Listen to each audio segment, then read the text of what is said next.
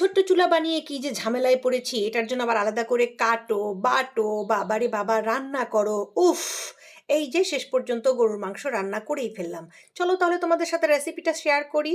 অনেকেই আমার কাছে বলেছে, "আপু চুলায় যা, যা রান্না করবা রেসিপি শেয়ার করবা।" আচ্ছা গরুর মাংস শেয়ার করার কি আছে বলো তো?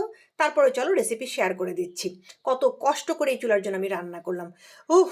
টাকা ইনকাম করা এত সহজ না। ঠিক আছে? একে তো বড় পেজ হ্যান্ডেল করো, ছোট পেজ হ্যান্ডেল করো, তার উপর আবার মিনি কিচেন। ওরে বাবা রে বাবা! তা এখন আমি কি করলাম, এই দেখো গরুর মাংসগুলোকে ছোট্ট, ছোট্ট টুকরো করে কাটতে হচ্ছে। ছোট পাতিলে যেহেতু রান্না করব। কাটার পর সেটাকে আবার ধুলাম। ধোয়ার পর তারপরে আমি সেটাতে আবার পেঁয়াজ দিলাম। গরুর মাংসে যা, যা দেয় আদা রসুন বাটা দিলাম।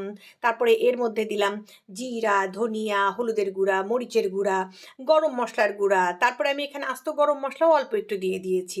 বাপরে বাপ! রান্না ছোট কিন্তু কষ্ট কিন্তু বড় রান্নার মতোই। সয়াবিন তেলও দিয়ে দিয়েছি। তো যাই হোক এখন এটাকে আমি সুন্দর করে মিক্সড করে নিব। তারপর এখন আমার মনে হলো যে, "ওহ মাই গড! আলু না দিলে তো আমার ছোট ছেলের পছন্দই না।" আলু দিয়ে এটা মাখিয়ে নিয়ে মনে হলো, "ধুর তেরিকা আলু আগে দিলাম, আলু তো গলে যাবে।" তো যাই হোক আমি আলু এর ভেতর থেকে আবার একটা, একটা করে সুন্দর করে তুলে আলাদা করে রেখে দিয়েছি। এখন মাংস এখানে আমি রান্না করব।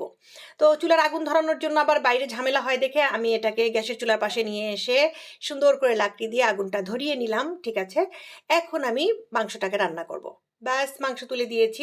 ওই পাশে কিন্তু আমি গরুর মাংস রান্না করছি বাসার জন্য। তো যাই হোক একই সাথে দুটোই রান্না করলাম যাতে আমার সুবিধা হয়। অনেকক্ষণ জাল-টাল দেওয়ার পর আমি তো ভাবলাম মাংস সিদ্ধ হবেই কি হবে না। আমি তো খুব টেনশনে ছিলাম। ২-১ বার অবশ্য ঢাকনা খুলে আমি নাড়া দিয়েছি। তখন মাংসটা অতটা সিদ্ধ হয়নি। এখন আমি আবার একটু চামচ দিয়ে দেখে নিচ্ছি মাংসটা সিদ্ধ হয়েছে নাকি।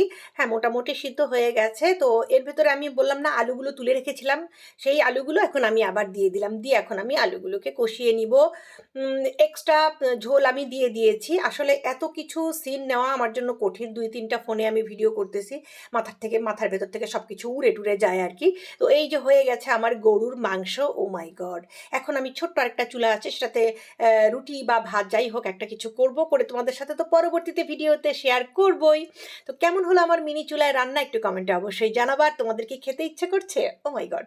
তাহলে আমার চুলা বানানোর ভিডিও আছে সেটাও দেখে নাও। রেসিপি দেখে নিজেরা, নিজেরা বানিয়ে খাও। তাহলেই বুঝবা এগুলো করা কত কষ্ট।